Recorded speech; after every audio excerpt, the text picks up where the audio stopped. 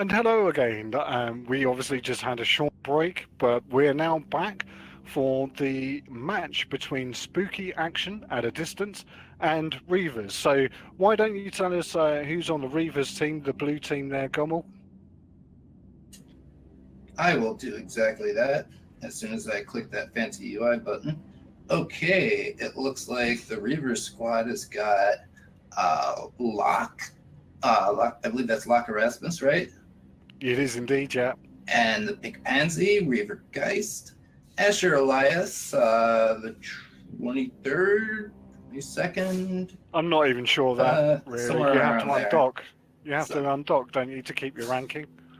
That's what I hear. So that might be stripped. I heard he quit the game because they're taking out posses, so he won't have anything to Saren hide in. Blackfist, Caleb Maelstrom, and Los Meritos Noem. I hope I pronounced those properly. And I'll let you lead the rest, or list off the rest, because they're landing on grid. You going to give us ship types as well then? Or is that going to be a surprise?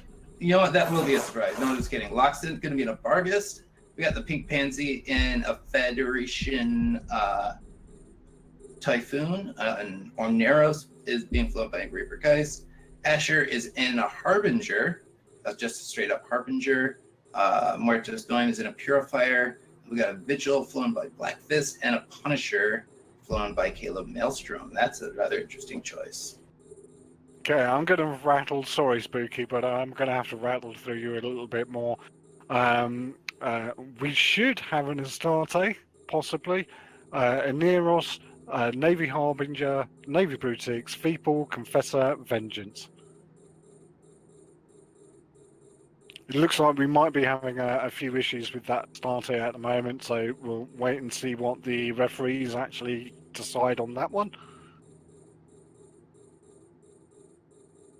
So between the two kind of compositions that you see at the moment, then, Gommel, anyone particularly you fancy on this?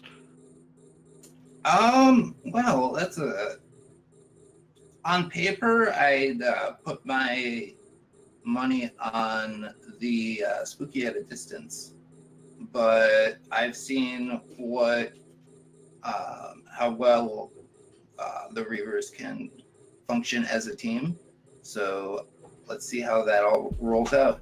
And it looks like the Astarte was allowed, so it is landing on grid now, so to speak. Yeah, thank goodness for that. I'm not sure what happened there. Could have been a DC. Obviously, those sorts of things can happen. So we'll wait and see what it happens. We've got a little bit of time before they actually start. I'm going to go, could go either way. I'm going to sit on the fence for this one. Obviously, I want Reavers to win because I have a slight affinity for them. But equally is Spooky Action at a Distance. Last week did show some interesting stuff as well. Looks like the boosts are starting to fly out, and the magic, that's right. And magic space dust is being thrown about.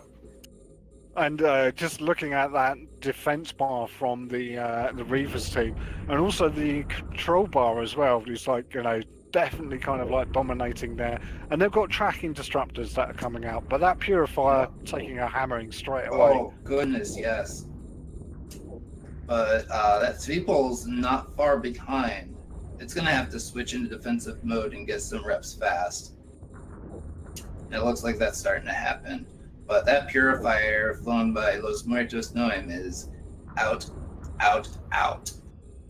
Absolutely. Well, obviously, great deal of damage coming from a very thin kind of like ship. So normally, if you've got the opportunity to, and there's nothing else like obvious there, Purifiers are always going to be, or the bombers are always going to be a good target. And Neros, though, that took a bit of a hammering there. That Oneros looks like it's gonna pop soon, and when that happens, then the Reavers are really gonna be in trouble. Exactly. I mean, this could be like absolutely massive there for like Spooky Action at a Distance, and indeed, and it's gone. Yeah. I mean, this could literally be like huge. Without starting to focus down Asher, no. Exactly, is like, get rid of that FC. They all know who he's going to be the FC there. They don't have that logic component. This is looking very kind of devastating for the Reavers team, and obviously brilliant for like spooky action at a distance.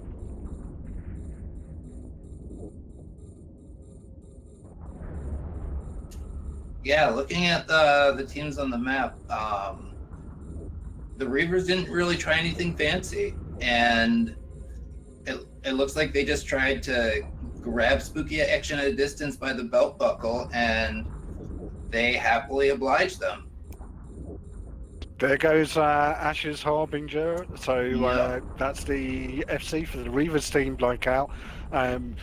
Incredibly commanding position now for spooky action at a distance. They did like really kind of like well, losing that Aneros from Reavers team. Obviously key to that. Now it's really interesting that Reavers had a very high control kind of bar there for a while, and it was going out, but it doesn't seem to have applied that well. I think that mostly had to do with the newts from the Vargas, the newts and webs from the Vargas, and the target painters from the Vigil, and whatever was on the Punisher. As it, we just seen like obviously last few seconds the Punisher like go there as well. I mean now they're like turning onto the Vargas of Locke. Definitely not going to be hanging around for like very long.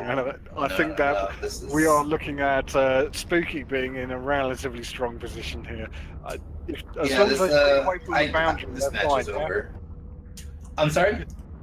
As long as they stay away from the boundary, they'll be fine, yeah? Oh, yeah. As long as that happens, they should be fine. As long as they don't move 400 kilometers. How far is the boundary? I don't even know. It's only about 120. Yeah, I think they can manage that.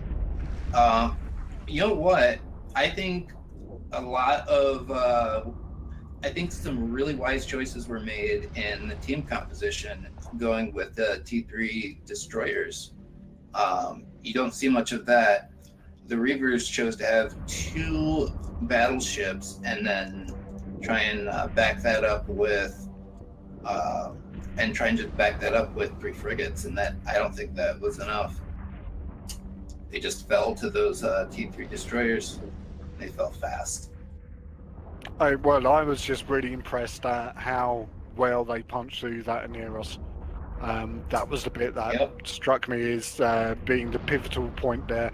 Quite often you will expect like the support components to be like removed, and there goes the pink pansy. And with the support elements kind of like gone, well, you kind of expect to like lose them, but you don't expect to lose like part of your core quite as quickly. The core being like the logic component and your mainline DPS.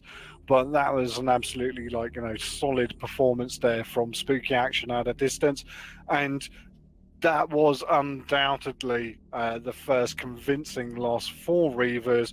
No excuses there. That was all down to them. And on that note, we're going to head back over to the studio and see if anyone else has like joined us, and we'll see what others have to say about that match. Yep. Thanks for watching.